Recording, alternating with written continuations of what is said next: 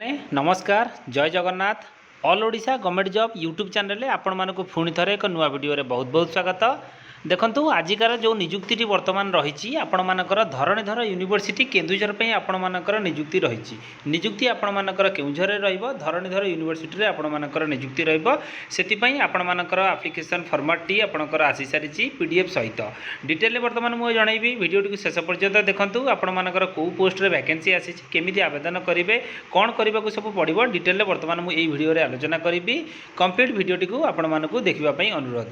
सांग मैंने जदि प्रथम थर पर मो चैनल आपण मैंने विजिट करुँचे मो चैनल को गोटे लाइक करूँ शेयर करूँ सब्सक्राइब करूँ पाखे ऑल बेल नोटिफिकेशन को ऑन कर रखुँ प्रतिदिन समस्त प्रकार गवर्नमेंट जॉब वीडियो मो चैनल अपलोड करुँची जार नोटिफिकेशन आपण मैंने सर्वप्रथमे पाइपर। चलते फ्रेंड्स डेरी नक वीडियो को स्टार्ट करवा। बर्तमान पीडीएफ रे जहाँ भी किसी इनफॉरमेशन अच्छी मुझे स्टेप बाय स्टेप आपण मानक जन दूसरी। देखो वैकेंसी आपण मानकर आसी धरणीधर यूनिवर्सिटी आपण मानकर वैकेंसी आसी आपण मानकर नोटिस 19/8 जारी होता आपणकर प्रोग्राम आपणकर 2 इयर्स बीएड प्रोग्राम पई आपण मानकर वैकेंसी जो रही कौ सब्जेक्ट पई देखंतु आपण मानकर perspective in education pedagogy language English Odia social science mathematics and physical science fine art physical education and yoga पई वर्तमान ये जो सब्जेक्ट रे आपणकर वैकेंसी रही आवेदन किसी करने पड़ो ना मुझे मानक कहीदे आपण मानक 31/8/2026 तारीख दिन आपण मानक डायरेक्ट जो डीडी यूनिवर्सिटी आपंकर धरणीधर यूनिवर्सिटी कैंपस एड्रेस रे आपण मानक पहुँचिकी जो कॉन्फ्रेंस हॉल आपण मानकर रही एथरे पहुँचिकी आपण मानक प्रॉपर टाइम रे बिफोर टाइम रे पहुँचिकी आपण माने वॉक इन इंटरव्यू डायरेक्ट आपण माने जोग देई पारिबे। जदि आपण माने चाहूचंती आवेदन करबा पई केउझर हो आपण मानकर ऑल ओवर ओडिसा रो सब पिला आदरे आवेदन करि परिबे। जाजपुर भद्रक बालेश्वर केउझर कटक सब पिला चाहिए आदरे आवेदन करि परिबे। आवेदन किछि करबा को पड़िबो ना डायरेक्ट समस्त डॉक्यूमेंट धरिबे पासपोर्ट साइज फोटो आपणकर ओरिजिनल सर्टिफिकेट आपणकर मार्कशीट जेरॉक्स टोटाल सब सेट ता सहित मु आपण मानक गोटे फॉर्म देखेबी से फॉर्म को मध्य नेकी सांगरे जीवा पई पड़िबो।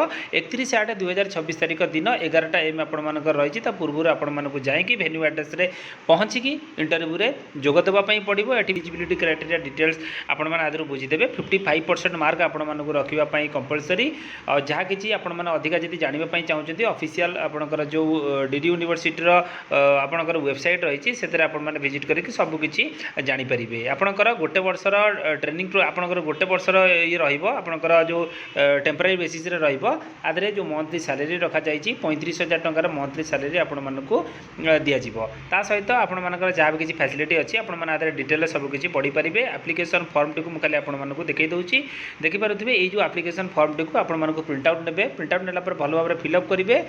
ए फॉर्म टी को आपण मानकु सांगरे नेकी जीवा पई पड़िबो समस्त डॉक्यूमेंट सहित कैंपस एड्रेस रे पहुँचिकी 31/8/2026 तारीख दिन आपण मानकु इंटरव्यू रे अटेंड करबा को पड़िबो। जदि आपण माने आदरे इंटरेस्टेड अछंती देखंतु आवेदन किछि तो करबा पई पड़िबो नै एप्लिकेशन फी भी किछि दबा पई पड़िबो नै कोनोसी प्रकार रिटन एग्जाम भी होबो नै ताले आपण माने कोन पई न जिवे जातु इंटरव्यू रे जोग दियंतु आपण मानकर किछि नॉलेज भी ज्ञान हबो फ्यूचर रे आपण मानक पई आपणकर बेस्ट अपॉर्चुनिटी भी गोटे रहइबो। जदि आगरे आपण किछि टीचिंग प्रोफेशन जीवाई चाहते बेस्ट अपॉर्चुनिटी आपण मानक ये जॉब रहिबो जातु इंटरव्यू अटेंड करंतु।